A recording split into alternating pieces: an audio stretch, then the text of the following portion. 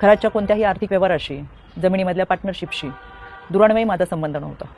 मी कधी कोणत्या महिलेला घराकडे घेऊन गेले नाही. ताई, मी तुमचा लय मोठा फॅन आहे. हे लोक लय घाण आहे, तुम्ही लय छान आहे. मग तुम्ही किती महान आहे आम्हाला माहीत नाही का? ताई, तुमचा जो म्हणजे अपप्रचार केला ना लोकांनी, खरात बाबासोबत आहे, खरात बाबासोबत आहे, असं आहे तसं आहे, लय महिला नेल्या.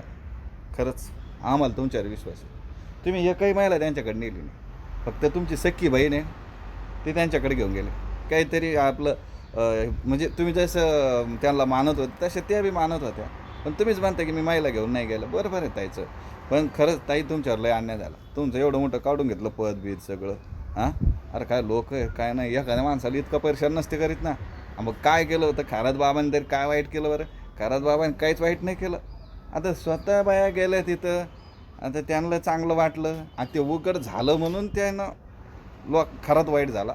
नाही तर खरात लय राईट होता. पण ते उघड कोणी केलं ते पंचायत झाली बा.